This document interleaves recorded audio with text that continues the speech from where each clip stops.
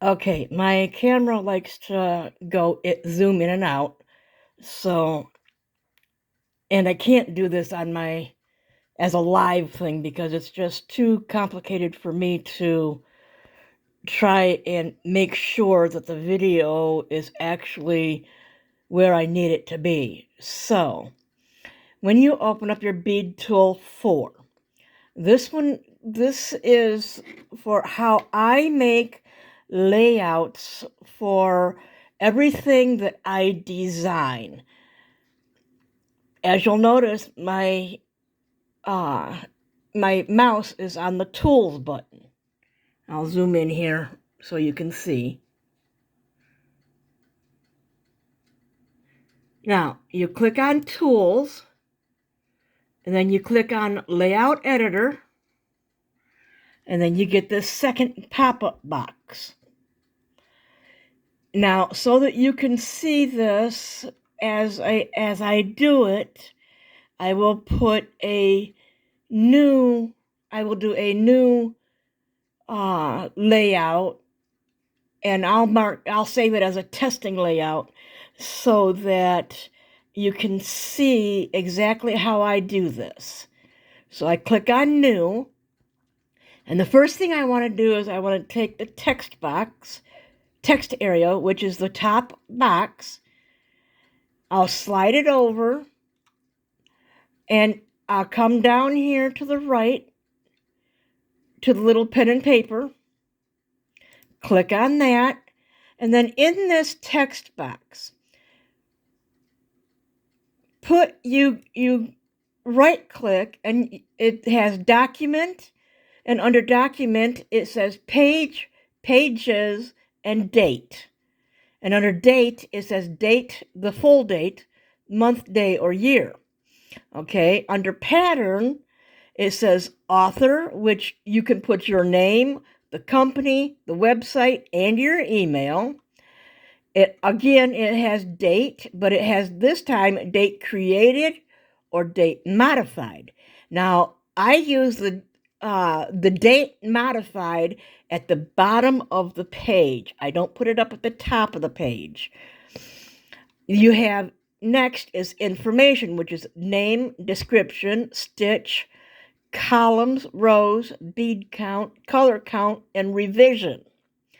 Now, what you do on this is for the pattern, you can put the pattern name, you can put the description of the pattern, you can put what type of stitch is used, how many columns are used, how many rows are used, what your bead count for the whole project is, how many colors there are, and what revision number this is.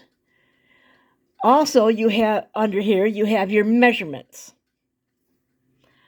And under measurements, you have your width in either millimeters, centimeters, or inches.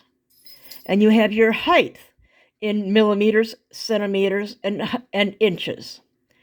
You also have your threading for your looms, your warp threads, your weft length in millimeters, centimeter, and inches. So if you're doing a loom piece and it's 12 inches long, if you use inches, then that weft length would work perfectly. If you want somebody to know exactly how long you want the threads to be. Then you have the bead tool version. Well, you don't need that because nobody that gets a pattern from you is going to care about what bead tool version you're using. So let's start with document. Now, on this particular text area, I do not use text, document, page, pages, or date. I'll show you where I put those in a few minutes. Under pattern, though, I always click author and name. And you see how that pops right up there? It says pattern, author, name. Okay, then I click enter and I right click again. I go to pattern and I click information and I click name because I don't really, you don't really need to have the description in here. So I don't normally put that in here. And then I press enter again. I go back down to pattern and I put stitch.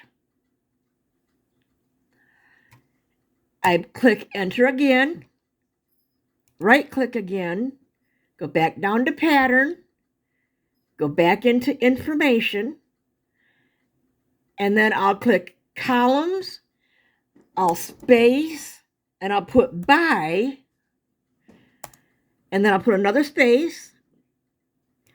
I'll click again, right click again, go to pattern, go to information, and then I'll click rows. Sorry, I'm not showing you all that. And that gives me how many columns I've got by how many rows I've got. Okay. Then I'll click enter again. I'll go to pattern. I'll go to information. And I'll click bead count. And then I'll enter again. Pattern, information, color count.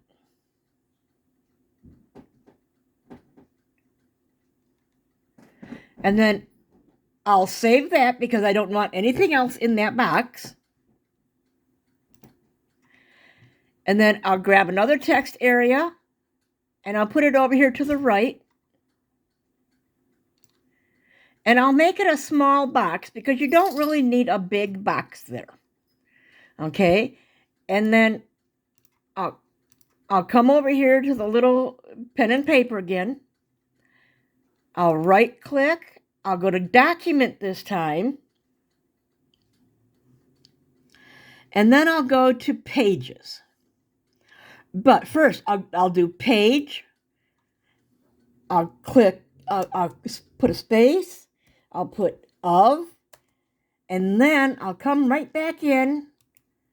Document, pages. Now that'll give me page 1 of how many pages. And then I'll click save. Let me throw a pattern up underneath here so that it'll fill this area in.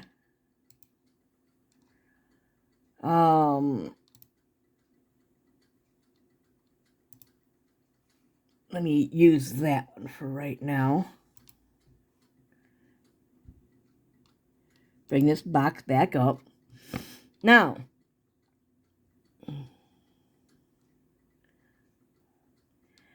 I can go into, let me see, what do I want next? I go into bead legend is next. I put that up here.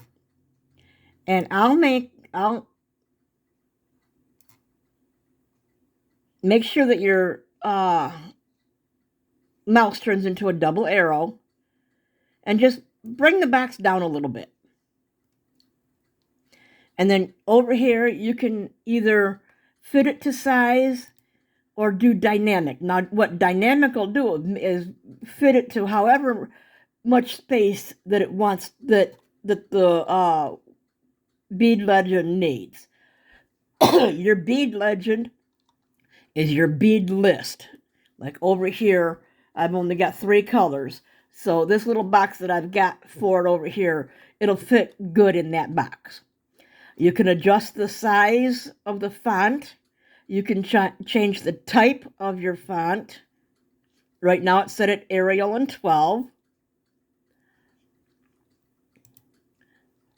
And I don't know why this is not doing a preview. Let me save it. TEST. And when you're making your layouts, you name your layout. You can put a description for them, but then you want to put it in custom because that's where your layouts will go. Okay, now your pattern here. This is if you have. This is if you want them to see a pattern preview.